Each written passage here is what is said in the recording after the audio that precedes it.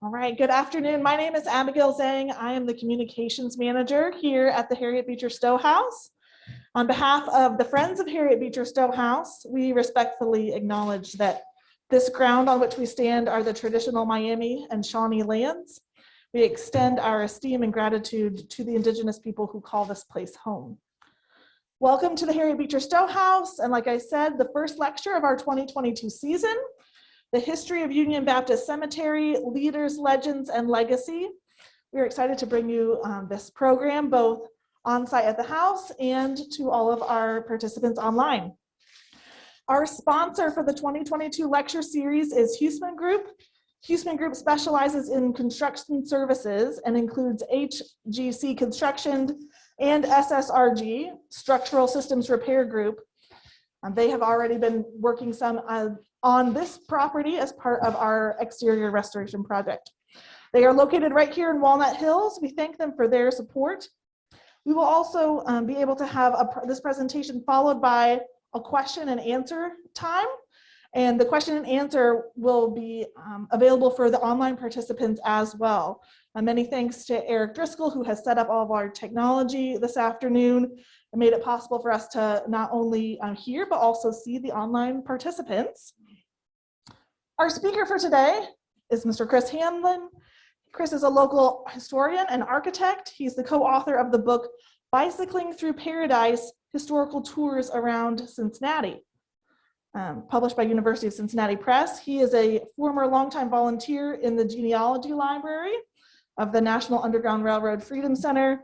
He is on the Black History Sites Advisory Committee of the Cincinnati Preservation Association. Welcome, Chris. Thank you, Abigail. The Union Baptist Cemetery is a 16-acre African-American cemetery in Price Hill, founded and still maintained by the Union Baptist Church. Union Baptist Church is Cincinnati's oldest Black Baptist congregation, founded in 1831 and a powerhouse organization ever since, having been on the forefront of the abolition movement, the Underground Railroad, voting rights, Jim Crow, you name it.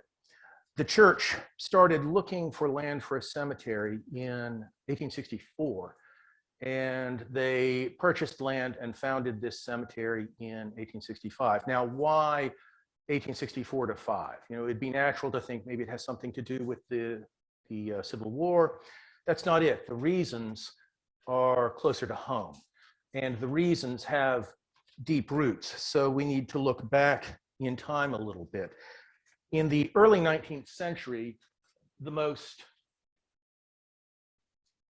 dreaded and dismal cemetery in Cincinnati was the old Potter's Field that is down where Music Hall is now. Potter's Field was traditionally a place of burial for the very poor and also of the criminal, the stranger, the suicide. An Englishman named Edward Abdy visited the Cincinnati Potter's Field in 1833, and he wrote this: "None but the poor and destitute are buried in this humiliating manner, as those who can scrape together a few dollars would rather purchase a few feet of earth in some cemetery than submit to the supposed degradation of interment in the Potter's Field." But the Potter's Field was also the burial site of nearly all of Cincinnati's African Americans who were forbidden from being buried in white-owned cemeteries. There was one shred of dignity in the Cincinnati Potter's Field. There's a verse in the Gospel of Matthew that says something like, as lightning appears in the east and flashes to the west, so shall the coming of the Son of Man be. And this verse has often been interpreted to mean that Jesus, when he returns in glory, will appear in the eastern sky. So many old Christian cemeteries, by no means all, but a fair number, were laid out with the graves oriented east to west, with heads to the west, so that a resurrected soul would rise in position to witness the return of Jesus. And that's how the graves were laid out in Cincinnati's Potter's Field. With an exception, African-American graves were laid out north to south in an apparent effort to impede African-American progress, even on the Day of Judgment. Edward Abdy was staggered by the pettiness of this. He writes, "The difference of position in which the bodies are laid points out the difference of complexion by which they were distinguished while living. The one lies from east to west, the other from north to south. There is no state in the Union that has carried out its enmity to these people as far as Ohio. The pride of the white man pursues its victim even beyond the grave. I saw the unchristian distinction amid all that is calculated to humble the pride of man, and I wished that the shame of Cincinnati might be known in every village in Europe." David Smith was a Methodist minister who was active in Cincinnati around the time of Edward Abdy's visit. And he said there was no admission to the poor people. There was no admission to the poorhouses for the colored people. They had nowhere to bury their dead. They were not admitted to public schools or churches without impositions and afflictions. Hence, it was necessary for the people to unite and assist each other in these directions. Unite and assist they did. In the 1840s, a group of people got together and they organized a group called the United Colored American Association, the UCAA.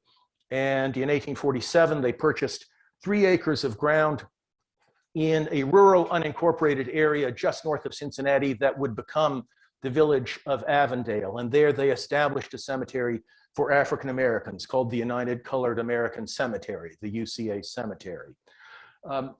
Martin Delaney was an abolitionist who was there the day of the dedication. And he wrote about this in a letter to Frederick Douglass. He said, "The colored citizens of Cincinnati have a fine cemetery, which was consecrated with ceremony by Reverend Samuel Lewis on the 8th of this month. This is a most praiseworthy undertaking on the part of the colored citizens, and how shameful the necessity of a separate burial place for the dead." It got worse from there. As the village of Avondale grew up and became a wealthy white enclave, the white citizens of Avondale became increasingly unhappy about having an African-American cemetery in their midst. The village of Avondale was incorporated in 1864, and almost immediately the village began to try to take steps to try to find some way to close the UCA cemetery. And the African-American community began to realize that Avondale might not always be open to them, and they were going to need an alternative. William P. Newman led the effort to find an alternative. He was the pastor of Union Baptist Church, and he and the church trustees from Union Baptist began looking for land in 1864. By the first half of 1865, burials in Avondale at the UCA cemetery had been halted. Now, the village of Avondale did not have the legal power to stop those burials, but they acted as if they did. And for a period of time, those burials ceased. And in August 1865, we see this in the newspaper. Colored People's Cemetery. The colored citizens have for some time been in a state of perplexity in reference to a cemetery, that of the colored Americans, which has been their only reliance for a number of years, now being included in the Corporation of Avondale and interments therein forbidden. We learn that they have made such arrangements as will secure them a commodious site for burial purposes, easy of access from the city, and sufficiently large to answer to the purpose. The land has been purchased by the Union Baptist Church and will be surveyed and platted as soon as possible. And a month after that report, the cemetery was dedicated. That's why 1864 to 65, it didn't have anything to do with the Civil War. It had to do with the incorporation of Avondale. William P. Newman died the following year, 1866, of cholera, and was buried in his cemetery. By this time, burials had resumed at the UCA cemetery in Avondale, and we see this in the newspaper in 1866. The colored peoples of Cincinnati and vicinity, including Mount Pleasant, Walnut Hills, and other suburban villages, bury very nearly all their dead in their two cemeteries, the Union Baptist and the Colored American. And in the post-Civil War period in Cincinnati, that's the way it was. When a Black person died, their soul went to heaven or hell, their body went to Price Hill or Avondale. But the white people of Avondale had not given up. Throughout the 1870s, there was legal skirmishing between the village of Avondale and the UCAA. And in 1880, a group of wealthy Avondale property owners went to the Ohio State House and petitioned for a bill that would give the Avondale Board of Health power to declare the UCA cemetery in Avondale a public nuisance and have it closed. The bill passed. The UCAA protested. When they were finally forced out of Avondale, they purchased 11.5 acres of ground in Madisonville and founded what is now called the United American Cemetery in Madisonville. And over 1883 to 1884, they transferred tombstones, coffins, bodies, and bones from Avondale 5 miles to Madisonville.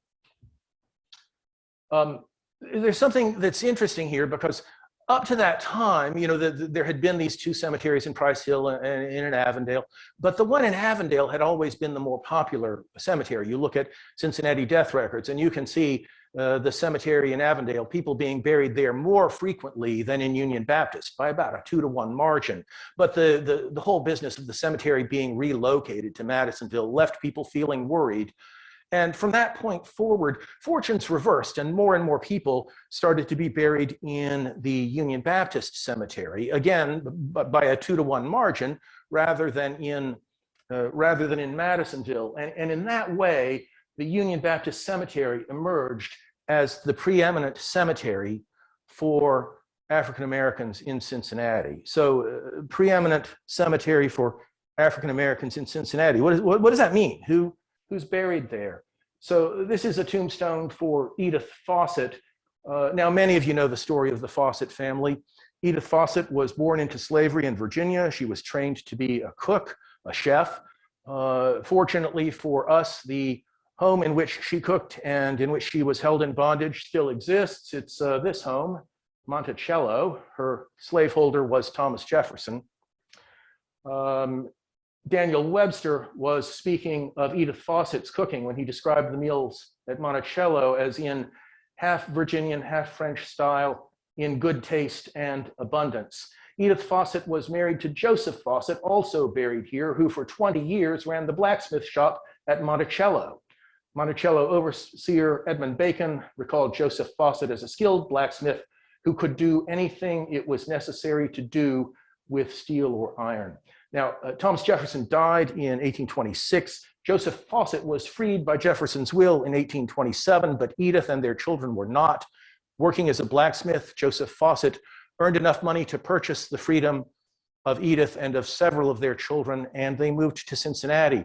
One of the children was Peter Farley Fawcett, who became an important Baptist minister. Peter was married to Sarah Walker Fawcett, who is also buried here. She's important for a couple of reasons. One, prior to the Civil War, African-American women were not allowed to ride, or men either, were not allowed to ride on Cincinnati streetcars. In 1860, Sarah Fawcett was late for an appointment. She boarded a streetcar on 3rd Street. The conductor tried to push her off of the platform. Sarah Fawcett clung to the outside of the platform for 3 blocks, exhibiting, one observer on the streetcar described as a determined spirit of resistance. After 3 blocks, the conductor pushed her off. She was slightly injured. She filed suit against the streetcar company, and she won, and it was Sarah Fawcett's lawsuit that established the right of African-American women to ride on Cincinnati streetcars. But her obituary in the Cincinnati Post doesn't say anything about streetcars. It says, "Woman of the Underground Railroad dead." This is important. When we talk about the Underground Railroad nationally, we often think of Harriet Tubman, but when we speak of the Underground Railroad in Cincinnati, and we talk about its leaders, we sometimes mention white men. We occasionally mention black men, but we very rarely mention black women who were absolutely central to the Underground Railroad effort in Cincinnati. And at least 4 of those women are buried here in Union Baptist Cemetery. Elizabeth Liverpool, during the antebellum times, she assisted many slaves to freedom with others in the Underground Railway. Her sister, Mary Liverpool, in the time of slavery, her hands ministered to the escaping bondsman and her heart poured forth her fervent prayers for the liberation of the oppressed. And Susan Webb Tinsley, another active worker in those troublous times, who kept open house for the hunted fugitives of her race. The actual number of black women involved in the Underground Railroad is, of course, much higher. We just don't know their names. These are the ones whose names we know. We typically know more about the men who were active in the Underground Railroad. Here in Union Baptist Cemetery is the tombstone of David Leroy Nickens, who was born in 1794 and is believed to have been the first African-American Baptist minister ordained in Ohio, a major figure in the Underground Railroad, both in Chillicothe and in Cincinnati. Wallace Shelton, in 1836, the Union Baptist Church gave Wallace Shelton a horse and told him to ride north and establish churches between Cincinnati and Canada, where those congregations could be used to strengthen routes on the Underground Railroad. The expert on Wallace Shelton, shown here with his wife Susan, is William Parrish, who has written an outstanding book called An Underground Community that's about African Americans, particularly in the village of Glendale. And here's another Underground Railroad conductor, Philip Ferguson. He was born into slavery, came to Cincinnati about 1850, was an Underground Railroad worker for about 10 years, attended the trial of Margaret Garner. Many of you know this story. Margaret Garner escaped from bondage, across the Ohio River into southern Ohio, was recaptured and murdered her own child rather than see the child return to slavery. She was put on trial in Cincinnati for the murder of her child. She was acquitted of murder, but was returned to her slaveholder in Kentucky. And Philip Ferguson is the man who went along and took the dead child's body and buried it in Kentucky. Philip Ferguson also had another career as a practical builder and boss carpenter. In 1872, the African-American community built a new school in Walnut Hills, the Elm Street School. The school was designed by Samuel Hannaford. The builder was Thomas Mullen, but the construction supervisor was Philip Ferguson. And when the schoolhouse was dedicated, an article in the Cincinnati Commercial said that the trustees made brief addresses, as did Mr. P.B. Ferguson, who was the supervising architect of the building. Now, again, the building was designed by Samuel Hannaford, but this is the first reference I've been able to find in a Cincinnati newspaper of an African-American man being described as an architect. He also built some brick houses that are gone, and Philip Ferguson was the construction supervisor for the 1895 Union Baptist Church, also now lost. The Troy family was an entire family of Underground Railroad workers. The patriarch of this family was Samuel Troy, who in the photograph is front row, second from right. He and 4 of his children lived in Cincinnati. They were all involved in the Underground Railroad, particularly the man Theodore Troy, who is front row, far left. And the Troy family is important for more than one reason. Several generations of them are buried here in Union Baptist Cemetery. One of Theodore Troy's children was Laura Troy Knight, who was an important educator, principal of the Jackson Colony School, trained many, many other teachers, and a major force in education and teacher training in Cincinnati. Laura Troy Knight had a daughter named Laura Knight Turner. Here you see them in the 1920s receiving simultaneous master's degrees from the University of Cincinnati. And Laura Knight Turner had a son, Darwin T. Turner, who is still the youngest person ever to graduate from the University of Cincinnati. He made Phi Beta Kappa at 15, graduated at age 16, went on to an extremely distinguished career as a scholar, critic, poet, and expert on African-American literature, and is buried here in Union Baptist Cemetery. An underappreciated fact is that his full name was Darwin Theodore Troy Turner, and he was named for his great-grandfather, Theodore Troy, an Underground Railroad leader who's also buried in this cemetery. Let's talk about some of the religious leaders here. Now, of course, there are many, many important Baptist ministers buried in this cemetery. A towering figure among them is Wilbur Page, who was pastor of Union Baptist Church for more than 60 years and who shepherded the church into their current sanctuary on 7th Street, and was also the person who was there and oversaw the project just around the corner from the church that became known as Page Tower, which is named for him. Among the religious leaders in this cemetery, one who deserves special notice is Mary Bell Mack. In 1918, Mary Mack founded the Spiritualist Church of the Soul and gave herself the title of bishop. Now, it's important to note that the word spiritualist at this time had a particular meaning. It meant that there were mediums conducting seances to commune with the dead. The spiritualist movement, it's interesting to note, was more accepting of leadership by women than many mainstream religious movements. That was true on a national and international level, people like Madame Blavatsky. It was true on a local level here in Cincinnati, spiritualist ministers like Martha Haupt, Lula Steele. In 1923, Mary Mack married a man named Samuel Knox. They had a big wedding at Allen Temple. And when I say they invited everybody, I mean they published the invitation in the newspaper and invited everybody. The wedding was overseen by the officiant was a woman, an important spiritualist minister named Harriet Reimer. And the bridal party was composed of 24 crowned mediums, which, given Bishop Mack's own headgear in this picture, must have been an impressive sight indeed. And yet somehow, despite this quite remarkable ceremony, the groom, Samuel Knox, poor man, had absolutely no idea what he was getting into. Only 5 months later, he filed for divorce, and this item appears in the Cincinnati Commercial Tribune. Samuel Knox, who says he is a Baptist preacher, sued for divorce from Mary Mack Knox, charging that a few days after they were married, July 23rd, 1919, she assumed a domineering attitude and would allow him no privileges in their home. It is also charged that she neglected their home by attending meetings of a quote, spiritualistic religious sect, end quote, of which she claimed to be the head, and that she entertained members of this sect at her home and finally installed several of them there to live. Knox's request for a divorce was granted.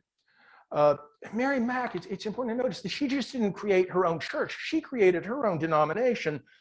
She eventually ended up with 14 churches in which she ordained men and women who were ministers, preachers, and elders under her own personal direction. There were congregations of Mary Mack's church in Ohio, Kentucky, Indiana, Pennsylvania. Someone who knew Mack later on described her as a fundamentalist Christian and a holy roller, but didn't mention anything about mediums or seances. And it is possible she had transitioned to spiritual practices that were somewhat more mainstream. It's also important to note that there were women who worked more within the system to gain spiritual leadership. Magnolia Wyatt is said to have been one of the first women ordained in Georgia, and she became assistant pastor of Church of the Living God here in Cincinnati. Let's talk about some of the athletes who are here. Wallace Bud Smith was a boxer on the US Olympic team in London in 1948, and then in 1955, he became lightweight boxing champion of the world. A reporter asked Smith what that felt like. He said, "It feels like the whole United States." But a couple of years later, he lost the title to Gomeo Brennan. After that, things fell apart. He had some run-ins with the law. In 1973, he was walking down a sidewalk in Avondale, and he struck up a conversation with a woman who was sitting in a parked car. The woman's ex-boyfriend pulled up alongside her in a different car and pulled out a gun and pointed it, and Bud Smith told the woman to get down on the floor of the car. She did. The man fired once and killed Wallace Smith dead. He was 44 years old. This is Newt Allen, a fantastic Negro Leagues ball player, phenomenal second baseman for the Kansas City Monarchs. He was among the fastest base runners of his generation. He played alongside Satchel Paige, Jackie Robinson, but by the time the major leagues were integrated, he was too old to play. In 2002, when a Newt Allen uniform came up for sale, the Negro Leagues Baseball Museum in Kansas City paid $22,000 for a uniform of this man, which at the time was the museum's single most expensive purchase of an artifact. Someday this man's going to be in the Hall of Fame at Cooperstown. And we know where he's buried. He's buried in that open space between his sister Eva on the left and his mother Rosa on the right, but he doesn't have a tombstone. Fortunately, the Society for American Baseball Research is determined to remedy that. And local baseball historian Paul DeBono, who's written several books about Negro Leagues baseball, is heading up the local effort to try to contact relatives and living descendants of Newt Allen so that that tombstone can move forward. Ralph Belsinger was the first Black athlete to play for the University of Cincinnati. He entered the college in 1911, graduated in 1915, ran every year after that, got out and fought in the First World War. And here's a racing print. This is the Monmouth Cup in 1872. And it shows a very famous horse named Longfellow winning the Monmouth Cup and being ridden by an African-American jockey. Now, I do not know for sure who the jockey was when Longfellow won the Monmouth Cup in 1872. But when Longfellow won the Monmouth Cup in 1871, the jockey was John Samples. John Samples was a great jockey. He actually rode two very famous horses, Longfellow and Ten Brock. But then he did this when he was quite young. He had a growth spurt. It was obvious he was going to be a big guy, and his career as a jockey was over. So he moved to Cincinnati and became a police officer and is buried in Union Baptist Cemetery. That raises the subject of police officers. Many Black police officers are buried here, including James A. Allen, the first African-American detective in Cincinnati, and at least 3 officers who have died in the line of duty: Luther Brooks in 1901, Owen Wilson in 1927, and Elmore David Presley. The Luther Brooks case is interesting. He died of an accidental gunshot wound. He was chasing a suspect and a gun went off accidentally. He was grievously wounded. It was expected that he would die, and he did a few years later. But during his last illness, he was at Cincinnati Hospital, the organization that has evolved into the University of Cincinnati Medical Center, and his wife asked if a Black doctor could attend to him. And that was the first time that a Black doctor oversaw a case at Cincinnati Hospital. And that doctor was Norval Vaughn, who is also buried in Union Baptist Cemetery. Norval Vaughn is interesting for one other reason as well. He had seen the effects of gunshot wounds and stab wounds and wanted to try to find some way to prevent them. So a year before the Luther Brooks case, he invented and patented a unique system of personal armor, something like chain mail, but with little metal plates instead of links, intended to be worn under clothing. And he said specifically that it was something he thought might help police officers. But unfortunately, there's no record of Vaughn's armor ever having gone into production. That makes Vaughn one of several inventors who are buried in this cemetery. The most important is Isaac Kraft, who in the 1860s made a number of improvements to steam engines. This is a patent from 1869. Isaac Kraft, he could design a valve for a steam engine, but he'd never been educated and he couldn't sign his own name, so he had to sign the patent application for his mark, with his mark. And this is important because that lack of an education hurt him. This is his only known patent, but it was not his only patentable idea. 2 years earlier, in 1867, we see this item in the newspaper.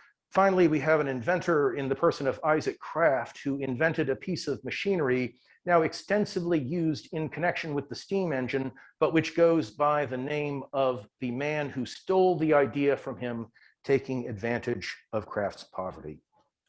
And we mentioned Norval Vaughn as one of the physicians who is buried here. The most notable, certainly, is Consuelo Clark Stewart, the first woman licensed to practice medicine in Ohio.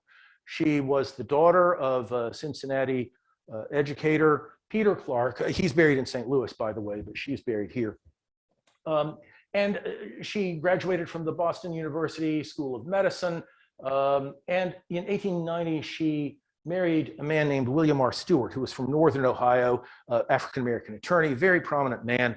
The parents, Peter H. Clark and his spouse, Frances, had bad vibes about this William R. Stewart guy, and they told their daughter not to marry him, and she went ahead, and they moved to Northern Ohio, to near Toledo, where Consuelo Clark Stewart developed a large practice serving the immigrant community of people who worked in the steel mills.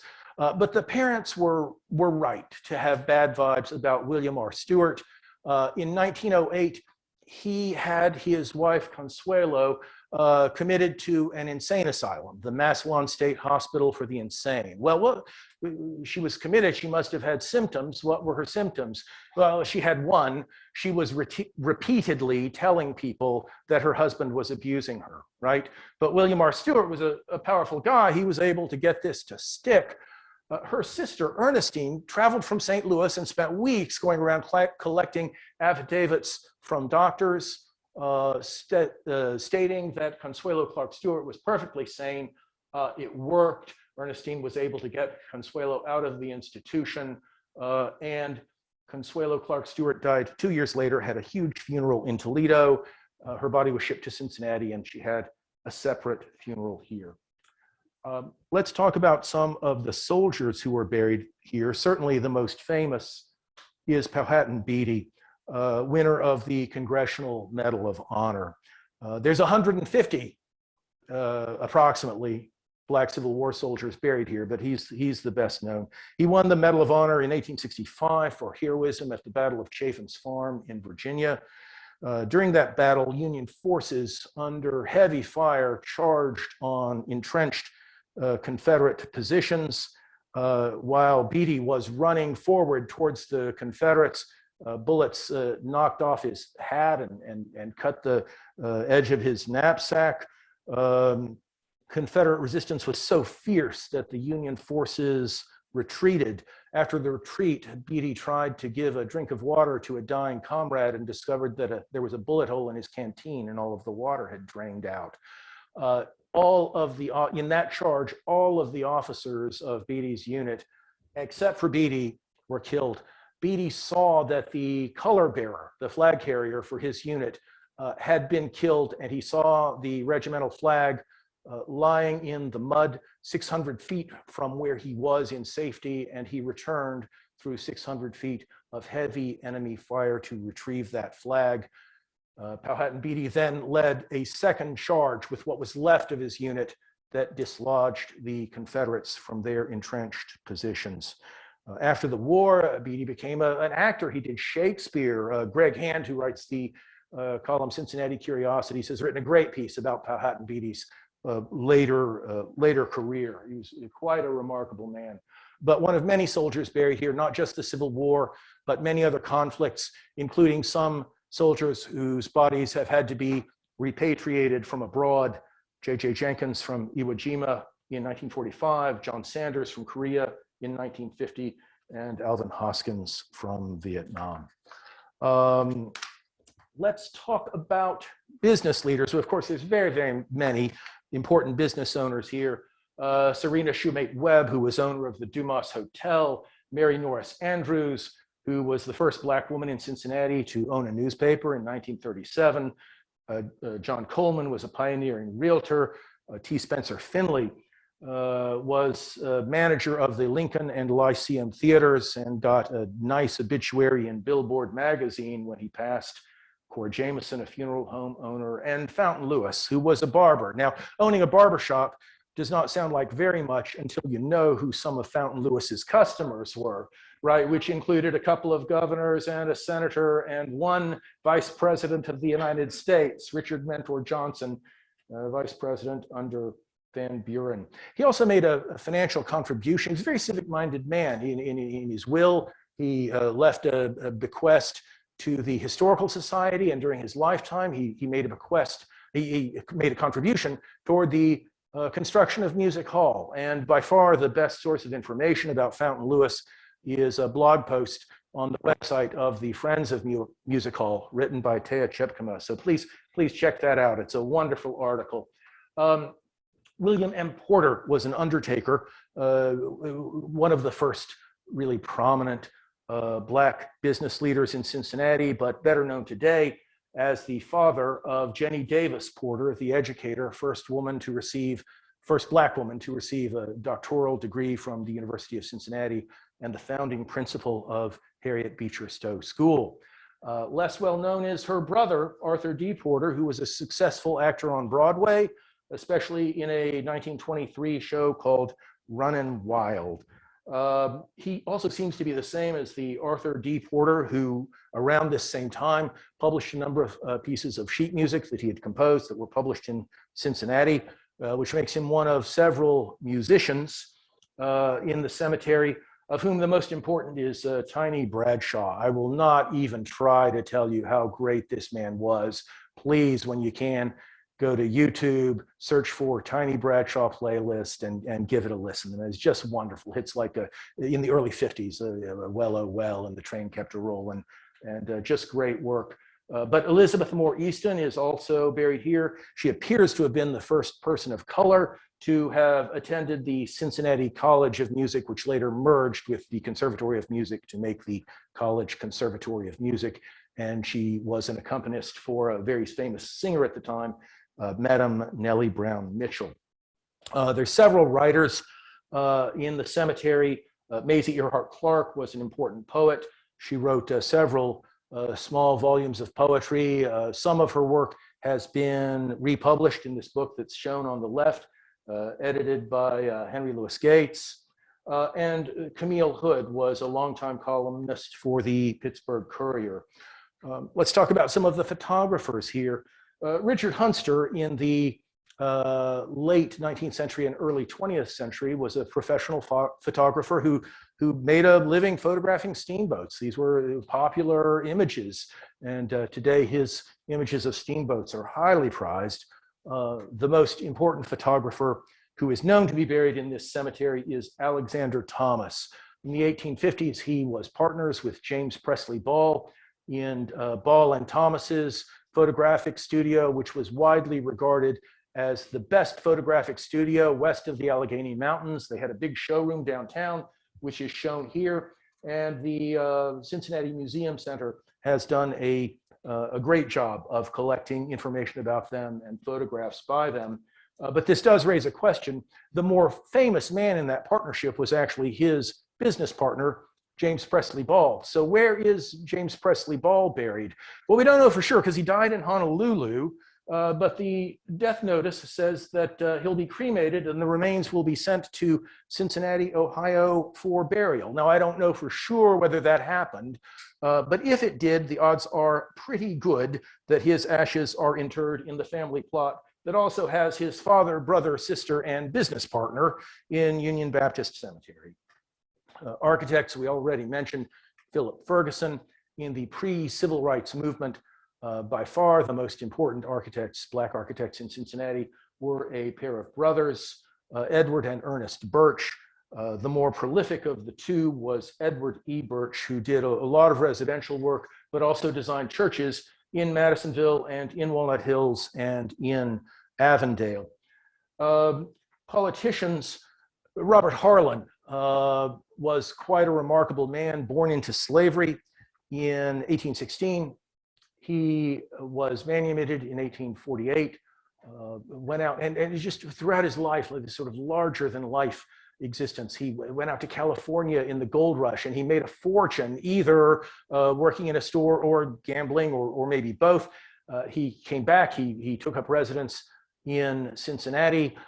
He speculated in real estate, and then he moved to England, and he loved horse racing, so he imported racehorses from America to race them in England, and then he came back and was colonel of an African-American militia battalion.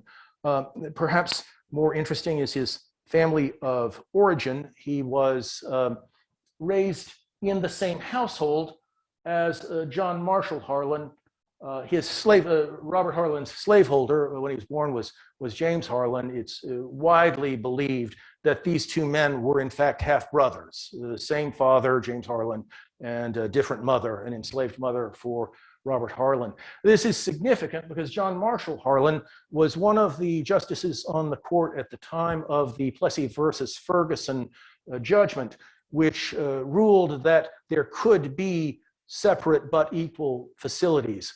And there was one lone dissenter on the bench in that decision, and that was John Marshall Harlan, who knew that separate could not be equal. And it's possible that he knew that because of his relationship with his half-brother. A. Lee Beatty was the son of Powhatan Beatty, who was an attorney, member of the Ohio legislature, the first African-American to be an assistant US district attorney for Southern Ohio. And in the 1920s, he successfully prosecuted a group of police officers, corrupt police officers, and had them sent to jail. And George W. Hayes, born into slavery, became a state legislator in Ohio and a longtime court crier, and one of the two people for whom Porter Hayes School is named for. Civil rights leaders. William Ware is not terribly well known today, but he was Cincinnati head of an organization called the UNIA, the United Negro Improvement Association. The membership of the organization grew sharply during his tenure, and the Oxford American Studies Center says on their website, they describe him as one of the most distinguished figures in Cincinnati. Ethelred Cheney Harper was commissioner of the Cincinnati Human Relations Committee and a member of the Employment Board of the Ohio Civil Rights Commission. And Mildred Redmond Trotter, this woman's the real deal. Boy, lunch counter protests, and she was one of the people who worked on Coney Island and rallies and marches, somebody who's not nearly as well known as she deserves to be. And then there's a category of people we might just call ordinary and extraordinary lives. It pleases me no end that the most beautiful monument in Union Baptist Cemetery is for somebody who was neither wealthy nor famous, nor powerful. His name was Samuel Holland. He was born into slavery in the 1830s in either Mississippi or Louisiana. He came to Cincinnati in 1864 and went to work driving an ambulance for the city hospital at a time when ambulances were still drawn by horses. This put Holland in close proximity with people who had cholera, dysentery, smallpox, you name it. Holland drove that ambulance for 52 years. And here's what the Cincinnati Commercial Tribune said about him. In fair weather and foul weather, Holland has gone to the homes of the city's poor to do his share in relieving sickness or distress. No disease, no matter how deadly or contagious, brought terror to his heart, and no illness, no matter how light, but claimed his tenderest care and sympathy. Samuel Holland was poor for his whole life. He certainly could never have afforded a monument like this, and some combination of friends, families, and admirers raised the money for this after he was gone. John Anderson is buried here, who during the Civil War was valet to Ulysses S. Grant. And Richard Toller, a blacksmith born into slavery, who gave a long interview to the Federal Writers Project about what life as an enslaved man had been like. And there's Mahala Moore, who voted for the first time at over the age of 100. Now, that was in 1897. Could women vote in 1897? In Cincinnati school board elections, they could. So when Mahala Moore was something over 100 years old, she registered to vote, and she voted in the election of 1897. Now, we don't know exactly how old she was, because when she voted, she claimed that she was 117. And it's possible that that was a little bit of a stretch, but it's worth noting that when she died a few years later, her death certificate says that she was 124. And then there's Charles Howard. People called him Charlie. When he died in 1948, it was only after he died in 1948, and he was probably in his 90s then. Only then was it discovered that Charlie Howard was biologically a woman. He had lived as a man for his entire life. He had even, in 1892, been married to a woman for 4 months. Her name was Mary Smith. She was the widow of his friend Anderson Smith. And then there's Adeline Rawlins. Adeline Rawlins was born around 1811. Her mother was an enslaved woman who lived on a plantation in St. Francisville, Louisiana. Her father was the plantation owner, Charles McMicken, also founder of the University of Cincinnati. Adeline McMicken Rawlins lived in Cincinnati her whole adult life. In 1881, a reporter for the Cincinnati Times-Star found her living on East 5th Street and interviewed her, and she said this: "I will start out by telling you that I am 69 years of age. Mr. McMicken owned a large plantation at St. Francisville, Louisiana, where I was born. He was never married. I was his daughter by one of his slaves. When I was 7 years of age, I was sent to Cincinnati to receive an education. About 3 years after this, he gave my mother freedom and she came to Cincinnati." The Times-Star reporter suggested to Mrs. Rawlins that McMicken had not treated her well. Mrs. Rawlins said, "Oh, well, it's all over now. He's dead, mother's dead, and I suppose that I haven't much longer to live, but I hope that God will forgive him for his action." Adeline Rawlins died in 1884, 3 years after she gave that interview. The expert on the Black McMickens is Ann Delano Steinert at the University of Cincinnati, who has researched this topic extensively. Now, Adeline Rawlins' father, Charles McMicken, he's not buried here. He's buried in Spring Grove Cemetery. And that raises a question: where was Spring Grove in this whole process, right? Now, Spring Grove Cemetery has a long and fine and distinguished tradition of racial inclusion. And they came into that tradition through a process that was kind of gradual, right?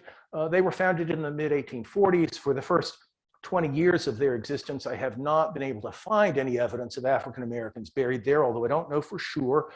During the Civil War, there were some African American soldiers who died of disease while at training camps in Cincinnati and were buried in Spring Grove Cemetery. And then in the 1870s and 80s, Spring Grove did sell a few burial plots to very prominent African American families. In 1889, the Spring Grove Cemetery decided, I should say that during the 1880s, there were other people, other African Americans who asked to be buried at Spring Grove and were refused. Now in 1889, Spring Grove Cemetery made a decision that they were going to sell a burial plot to anybody who wanted to buy one. And you know, it was an attractive place and a prestigious place. Many of you probably already know the story of Robert Gordon, the first truly wealthy Black man in Cincinnati. He was a coal merchant who became famous by outsmarting his white competitors. If you don't already know this story, the Walnut Hills Historical Society has a website with a terrific article by Jeff Sutton that describes this man's whole very remarkable career. When he died, he was buried in Union Baptist Cemetery. But a generation later, his children decided that Spring Grove would be a little more prestigious place to be. And so now he's buried at Spring Grove Cemetery. And I mentioned before the Fawcett family, that's really the first family of Union Baptist Cemetery. Edith and Joseph and several of their children are in Union Baptist Cemetery. One of their children, William Fawcett, was a brother to Peter Farley Fawcett, and he was a caterer. Now, if you were a caterer, being able to say that your mother prepared banquets for Thomas Jefferson at Monticello, that was a pretty good sales pitch. And William Fawcett became quite successful. He was the superintendent in 1880 of the Great Southern Railway Banquet. At that time, the largest banquet that had ever been held in Cincinnati, I believe the largest that had ever been held in the United States, with more than 1,770 people who were packed into Music Hall for this event. And when William Fawcett died, he was buried in Union Baptist Cemetery. And then a generation later, his children decided that Spring Grove would be a little more prestigious place of burial, and they had him disinterred and reinterred. Well, you can see where this is going, right? As the 20th century advances, Spring Grove starts to siphon off the burials of a lot of African Americans, including some quite prominent people who might otherwise have gone to Union Baptist Cemetery or to United American Cemetery. Now, there's an important point to note about this. The first few burial plots, I mentioned that they sold early on some burial plots to some very well-to-do African-American families, people like Henry Boyd, the furniture manufacturer. And those early burial plots are widely distributed around the cemetery, and they're in prominent locations. But after about 1889, 1890, when they sort of opened their gates to anyone who wanted to buy a burial plot, they also tightened their rules. And between 1889 and the beginning of the civil rights movement in the early 1960s, every African-American burial that I've been able to document in Spring Grove took place inside the areas colored in red. African-Americans were literally getting pushed to one side. At the same time, most of this time, it was still a time that most white-owned cemeteries still didn't admit African-American burials at all.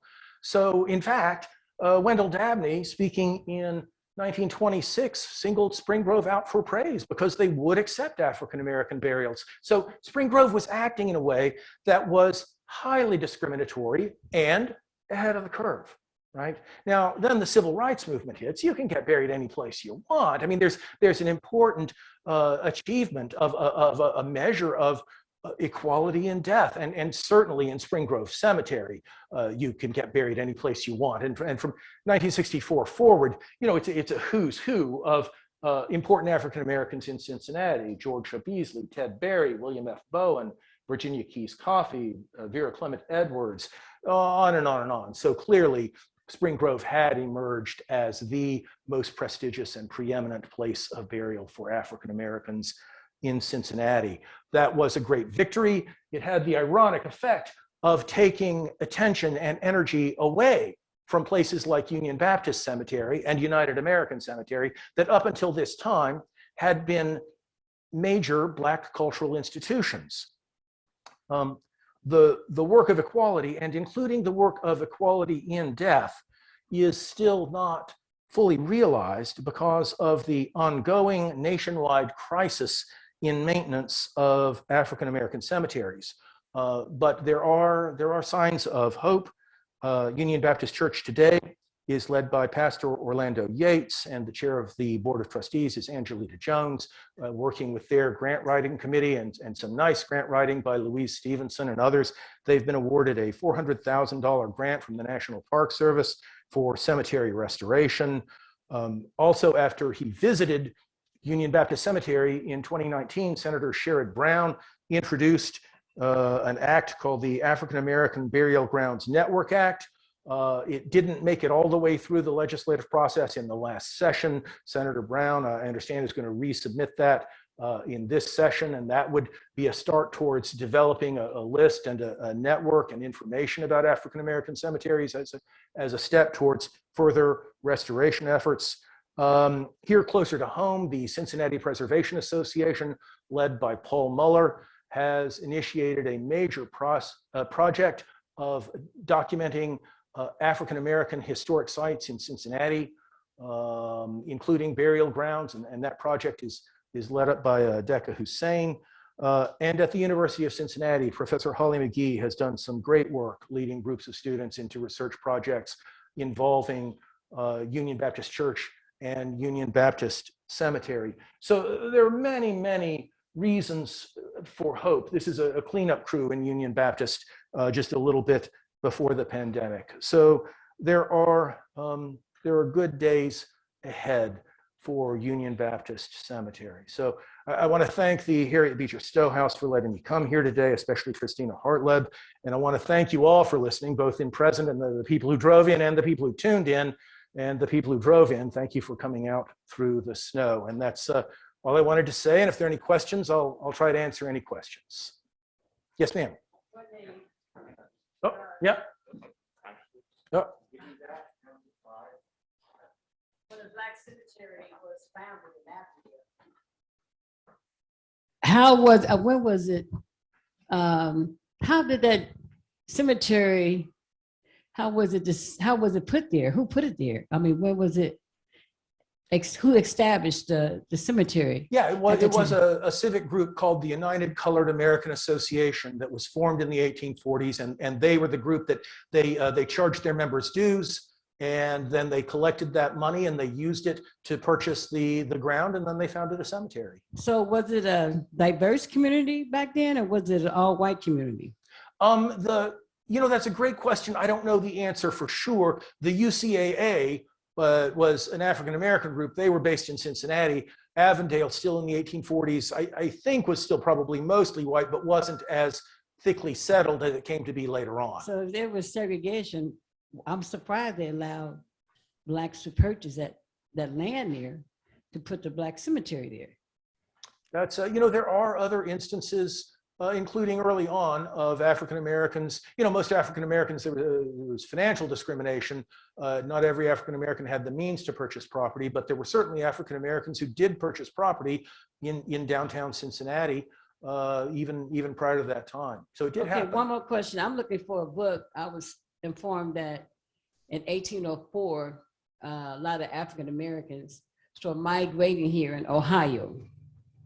And in order for them to live here in Cincinnati, they had to have $500. Yeah, the black laws were highly discriminatory, and you did have to post bond to legally live in Ohio. It was a horrible thing, and it was a big fight. It took a long time to get those laws repealed. Yeah, so the one that was able to afford the $500, I heard they put them down there on the riverbank, and it was called Little Africa.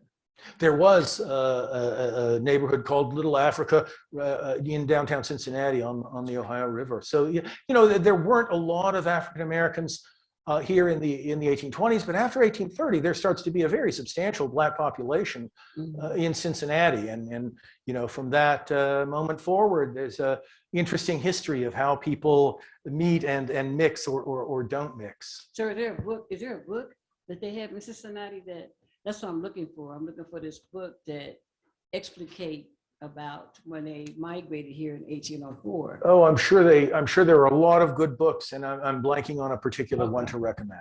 Okay, anybody else want a question? Yes, ma'am. I was looking into the Jenny Austin family who are buried at United American, right?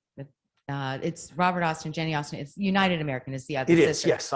And I drove by a couple of times. It's locked up, and then I saw some news about like the damage that was caused by Fifth Third's construction of a building, and I don't know the extent of everything that goes on, but I saw your name in an article about it. Can you explain that a little more, like what? There was an issue with stormwater from parking lots at the Fifth Third Operations Center coming onto the cemetery property. Fifth Third hired engineers to redevelop their stormwater system to keep that from happening, and that project has been under construction for a while, but I don't know the details beyond that. Okay, but the damage that was caused by it, is there any? Like, who's responsible? I've heard like. So the cemetery is now owned by Union Baptist Church. That cemetery was originally owned by the UCAA, the United Colored American Association. By 1968, the original Cemetery Association had dissolved. City officials asked Union Baptist Church if they would be willing to assume ownership and management of that cemetery at a time when nobody wanted that place, and God bless them, they did it. And that's the best possible thing that could have happened. They've maintained that cemetery ever since and kept the grass cut. And you could ask them for details about any of that other process there. Okay, thank you. We have a couple questions online too. Okay. Actually, I should be able to get to. Fred Warren was asking about the Spring Grove Cemetery, and its relationship to Union Baptist. I think you covered that, but if you want more information, Fred, hit me up in the chat. It's also fine if you want to put my email address in the chat. If anybody wants to ask me a question later, I'd be happy to talk to anybody who wants to talk. Okay, all right. There was someone had asked the question, said, is there anyone or any group in Cincinnati that coordinates volunteer efforts to clean up or help maintain deteriorated cemeteries? I know that there have been conversations with Ann Steinert and others at the University of Cincinnati, but I don't know if there's an overarching organization yet.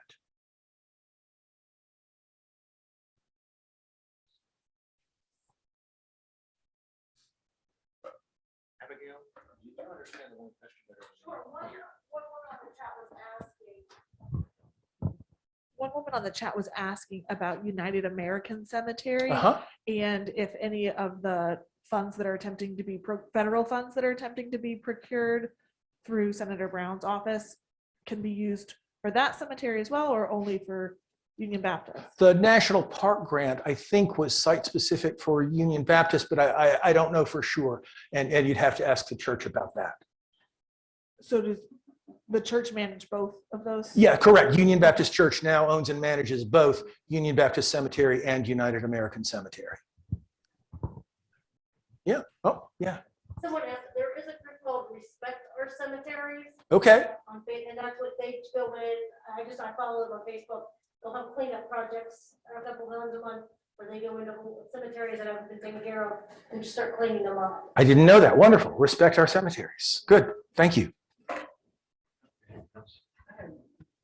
Yes. So when they exhumed the bodies out of Avondale and transferred them and turned them over in Madisonville, oh,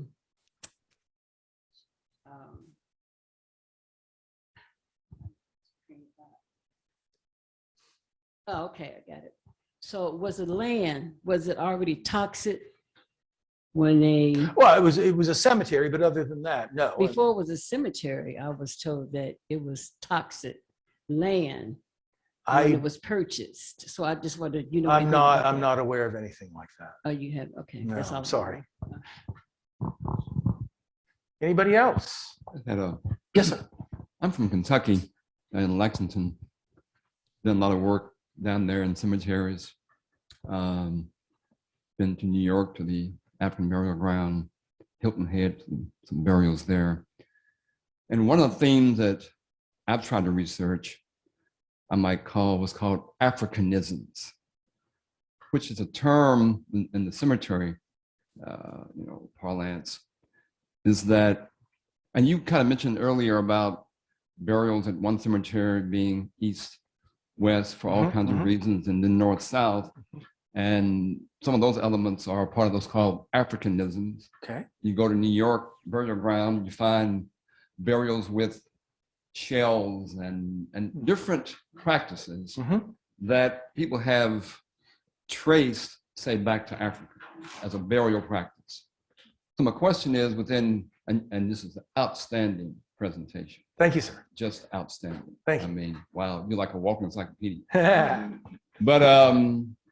But especially in the early years, as you are studying people, but practices, were there themes in those early years of what you or others have say, well, those were not just practices of typical burials in America, but these are also things that folks who came here in safe conditions were these African burial practices. Does that make sense? It does. The best example that I've got so far, and there may be more things that I just don't know about, but in all early cemeteries, you see sometimes certain typical carvings on a gravestone, a finger pointing up symbolizing heaven, a rose for love, ivy for strong attachment, lily for purity, things like that.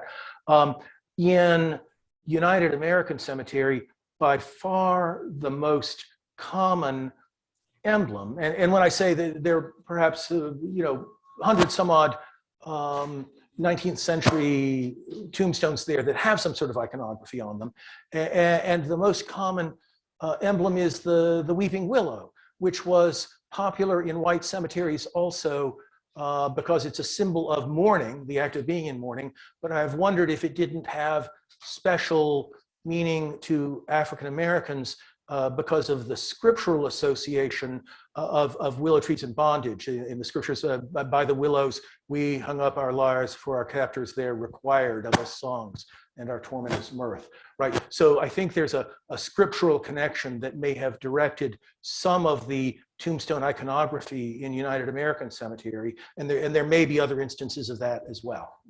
Okay. One other somewhat directly attached. Again, great presentation. Thank you so much for all the things you have been doing for years to tell. I didn't hear much about what I call Masonic order. Oh, yes. And I know that Masonic order, I just came from a funeral yesterday, actually. and there was a Masonic order rites that were given, both at the funeral and oftentimes done at the cemetery. Okay. So I'm just wondering what you can add in to the wonderful history you've given about any things of note within the Masonic order of Black Sure, folk. I probably should have noted that there are a number of important Masonic leaders buried in Union Baptist Cemetery, also in United American Cemetery. There are newspaper references that talk about the Masons coming out to decorate the graves of Masons long dead. And in particular in Union Baptist, if you look at Wendell Dabney's book, Cincinnati's Colored Citizens from 1926, he profiles a number of important Masonic leaders, and a good number of those people are buried in Union Baptist Cemetery. It's called Cincinnati's Colored Citizens. What else? Are you aware of any famous suffragists buried in Union Baptist? Oh, gosh. I mean, you did share several of those women. Were any of them known as suffragists? Or do you know? I don't know. There may be relatives in Peter Clark's family who have a connection there, but I'm not certain.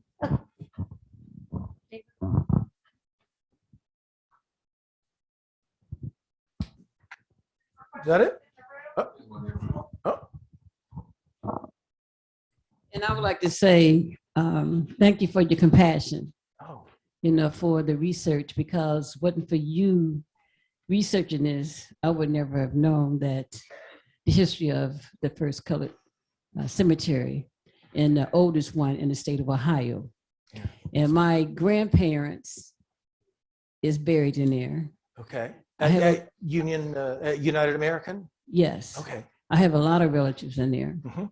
And there's a lot of African American is born in it that lives in Madisonville, because they had a little community within Madisonville called Dunbar. Yes, ma'am. And a lot of Blacks that was born there, a lot of them was buried in that cemetery. A lot of the community leaders of Dunbar, people like Harriet Dethridge and James Murphy, are buried in United American Cemetery. Yes, Strong so connection. I'm born with a lot of history, and my grandparents still have two siblings that's still living, and they're in their late 80s.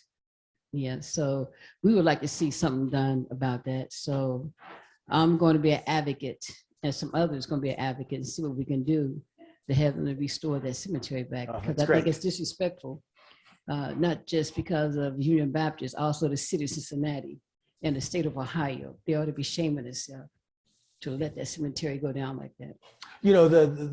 Some of the African American cemeteries in town have not been kept up to the level of Spring Grove, but I do think that productive things are happening, and that better days are ahead.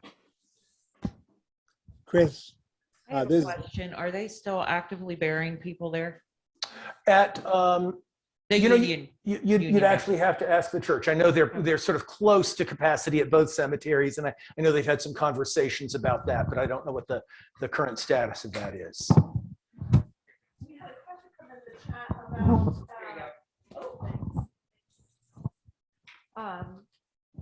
about the someone asking, can you talk a little more about Philip Ferguson's connection to the Margaret Garner case? I can't because all I've got is that one newspaper article that was in the Cincinnati Commercial, I think. And that citation is the only connection I've got so far between the two. But somebody who knows, there's a historian named Nikki Taylor who's written a whole book about the Margaret Garner case. I don't know if she's got anything more on that or not, but I do not, sadly. We have her books in the bookstore in the room next. And then is there a relationship with the Underground Railroad Freedom Center to Union Baptist Cemetery's efforts to preserve the stories of some of the individuals that you spoke of today? Gosh, not that I don't know. I hope one will develop if there isn't one already. And Chris? then, oh, we've got a question here. Go ahead. Yes, this is Pastor Yates. Chris, do you hear me? Yes, sir. Okay. Yes, there is a connection with this church with regards to its historical records of Union Baptist Church and Parker Library there at the Underground Freedom Center. And I might add that those records were recognized as worthy records to be housed upon the completion of the Freedom Center. And we will say this, that the records of Union Baptist Church from its inception, July 21st, 1831, are there, capturing a great deal of the history of Union Baptist Church, but also a great deal of the history of Cincinnati.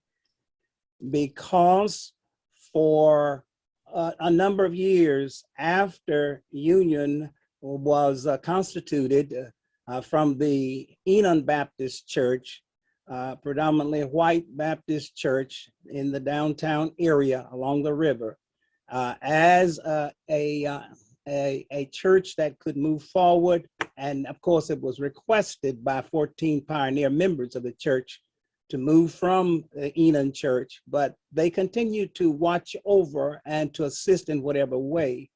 And the records of Union from its inception are housed and even digitized at the library and are available following procedures for those who are interested to study the records of Union Baptist Church from July 21st, 1831 thereafter.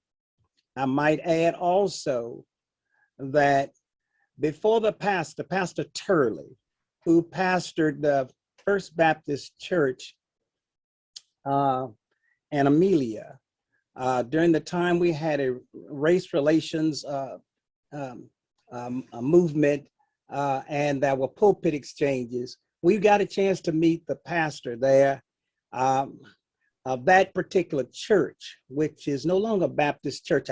I believe it's the Church of the Brethren over in Cheviot.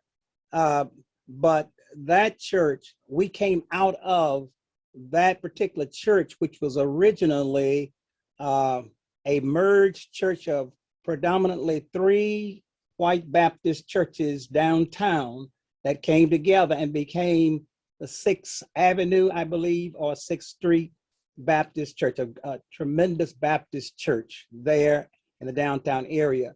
But prior to that, we were part of the Enon Baptist Church, and he indicated to me that he had the records, and we have some of those records in our office of our connection with that church we came out of. And so in regards to the Freedom Center, we have a relationship with the Freedom Center. And we have talked with John Peppers, Brother Peppers, who's on, and others in the past. And we have met there in regards to continuing our relationship beyond the church's records to assist in whatever ways possible these 2 historic cemeteries that God has blessed Union to be overseers of to this point. And yes, through the years, the church has borne the financial responsibilities along with the wonderful citizens of Cincinnati who have pitched in during these years of existence in a voluntary way, including, and I might add for Union Baptist, the Price Hill community. Many Price Hill residents take pride in helping and have helped the church in so many ways and volunteering. We have that relationship now with Chris Hanlin and the Madisonville community. I would like to, if I may, ask you, Chris, to recount our first time meeting at United American Cemetery. And I called you aside and shared with you my thoughts about your work over several years at the United American, because at that time I was greatly surprised at how much history you already had regarding the United American Cemetery. And I said something to you, and you've heard me say it more than once. Could you share what you recall me saying? Gosh, this is Pastor Orlando Yates, pastor of Union Baptist Church, who's a very generous and sweet man and a great leader for the church. I think you're going to tell me that you told me that God's not going to call me home until my work is complete at the cemetery. Is that what you said? That is absolutely correct. Well, thank you, Pastor Yates, and I am glad that my work is still unfinished. Yeah, it is. And you continue to do work for both in terms of historical work, and we salute you, and all the citizens of this community salute you as you're working with our cemetery subcommittee of the trustee board of Union Baptist Church. And we are just, I want everyone to know that he is officially, whether he knows it or not, I've said it several times, he's been here to the sanctuary for various meetings. I've said to him, you are, this is your second home. Whatever church you're a member of, you are also a member of Union Baptist Church, though I haven't baptized you yet. Thank you, Pastor Yates. I do appreciate that very, very much. And, all right, I think that's it. Thank you. Yep. The term underground railroad, I noticed talking to other people when I was growing up, in Madisonville, a lot of the homes had tunnels. And I assumed there was tunnels all through Madisonville. Well, I don't know about Madisonville, and really, I'm a cemetery guy. I don't know nearly enough about the Underground Railroad as a whole, and I'm just grateful that Cincinnati has such a wonderful institution as the Underground Railroad Freedom Center. Just a tremendous, tremendous place, and I'm grateful that we can all go there and learn more about this whole process and this much larger story that goes far beyond the little bit that I know about who's buried where. So thanks to those folks as well. All right. Thank you so much. Thank you so much.